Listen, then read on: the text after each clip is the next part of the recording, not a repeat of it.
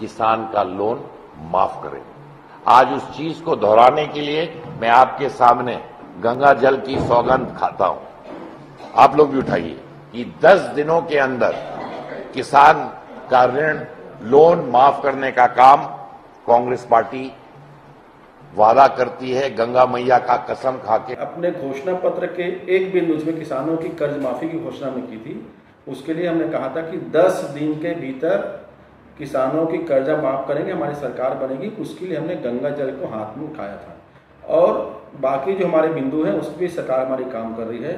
लेकिन भारतीय जनता पार्टी अगर ये कह रही है कि कांग्रेस ने गंगा जल की कसम खाकर, गीता की कसम खाकर घोषणा पत्र के वादों को पूरा करने का वादा किया है, तो मैं तो भाजपा नेताओं को चैलेंज करता हूं, वो यही बात को गंगा जल की कसम खाते हुए और गीता की सौगंध लेते हुए कहे कि कांग्रेस ने दोनों कस्में खाई थी।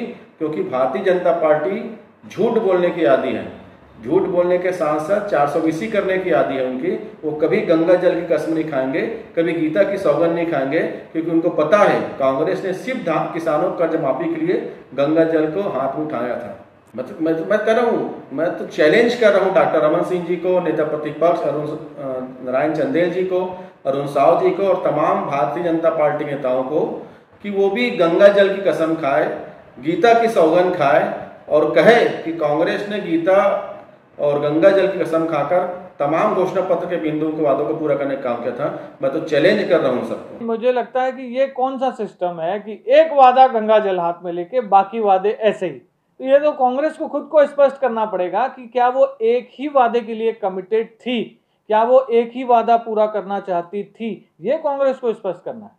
कांग्रेस पार्टी अपने बयानों से यह खुद स्वीकार कर चुकी है कि उन्होंने किसी वादे के लिए गंगा जल हाथ में लेकर कसम खाई तो उसको वो करना चाहते थे और बाकी वादे जनता को बेवकूफ बनाने के लिए किए गए। कांग्रेस पार्टी ने अपनी बात से, अपने बयान से इस बात की पुष्टि कर दी है।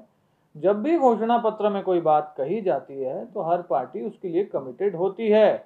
जहां तक बात रही कर्ज माफी की, आज भी 96,000 किसान ऐसे हैं जिनका कर्जा नेशनलाइज बैंक का था, उसका 1 रुपया भी माफ नहीं किया।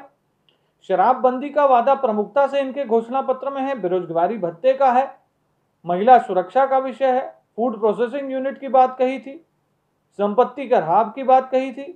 तो जब इतने भारी भरकम वादे करके आए तो पूरे भी करने पड़ेंगे और पूछा भी जाएगा।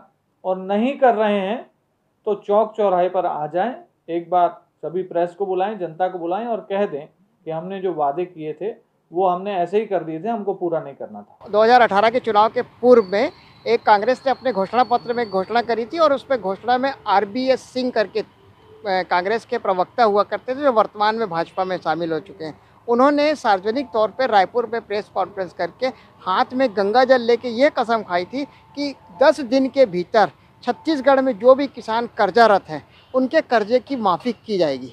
अब इस पर कहीं गीता का तो उन्होंने कोई उल्लेख ही नहीं किया था। हाँ, हम उस कॉन्फ्रेंस में मैं खुद स्वयं बैठा हुआ था और मैंने अपनी आंखों से ये देखा है कि उन्होंने एक छोटी सी शीशी पे गंगा जल की बोतल निकाली और उस पर हाथ में लेके और अन्य लोगों कार्यकर्ताओं को भी जो उनके साथ कॉन्फ्रेंस में शामिल थे सबसे बोला कि आप सब हाथ में गंगा जल की बूंद लेके एक शपथ लें कि 10 दिन के भीतर कांग्रेस की अगर सरकार सत्तारूढ़ पार्टी के रूप में अगर सरकार बनाती है तो 10 दिन के भीतर कांग्रेस के द्वारा किसानों का कर्जा माफ़ कर दिया जाएगा।